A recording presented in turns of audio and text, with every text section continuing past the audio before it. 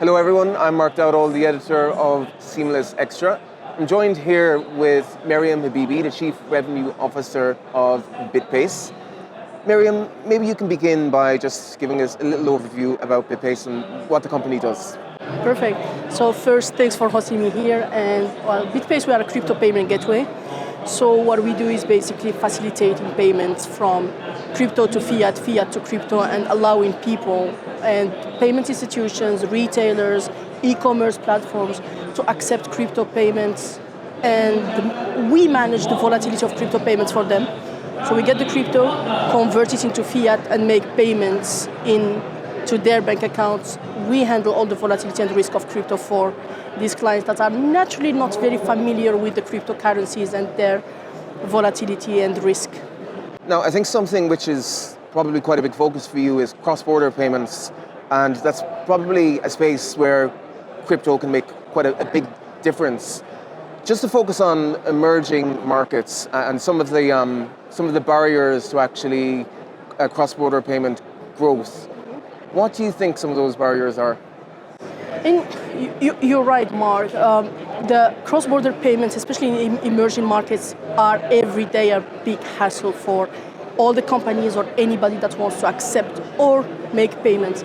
Because first, the currencies in these emergent markets are not of high demand, so the equilibrium between the inbound and outbound, let's say, flows are not always matching, and this makes it complicated to match these flows, make them faster and cheaper. Because the fact that the balance is not equal makes the cost of settling these currencies need to go through a universal currency like the US dollar, and this is why it makes it complicated for emerging countries to just use their local currency. I mean, in Africa, for example, you cannot make even a payment from Ivory Coast to Senegal that are using exactly the same currency, which is XOF, without taking it comes at a high cost, and it comes with you need at least 2 to 3 days to settle. Tell me today who can wait for 2 to 3 days to receive a payment. For us living in Europe, it's hard to believe, but this is the day-to-day life of businesses doing cross-border payments in these emerging countries. Now, following on from that, something which I'm very curious about is stablecoins. And that's something I think which has really surged in popularity across various regions in the last couple of years. What do you put this growth down to? And this is the miracle solution, is that today most of cross-border payments don't need anymore to go through traditional banking. So this goes through the blockchain. And when you go to the blockchain, then you don't need to wait for the time. You don't need to convert into some universal currencies that need so many correspondent banking in the middle. So stablecoins today are just de-risking, I will not say de-risking, but breaking these barriers that before that used to block the payment. Today we are completely in seamless world where the blockchain has facilitated a lot the cross-border payments. It has reduced the friction, the time, and also the cost significantly.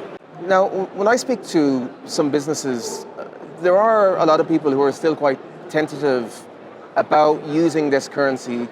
What would you say to them? Is it simply kind of more education that's needed around it, or what would you say? Yeah, absolutely. I mean, this goes without saying, because today it's a new thing.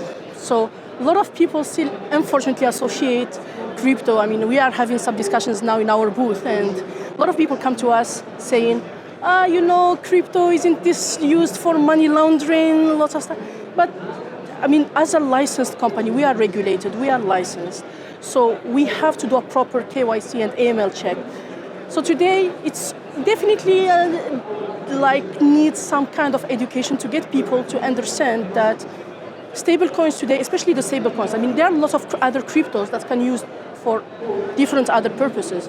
But stablecoins today is just another equivalent of the fiat currencies, but in a digital format using a blockchain which is much faster and much cheaper than the traditional banking rails.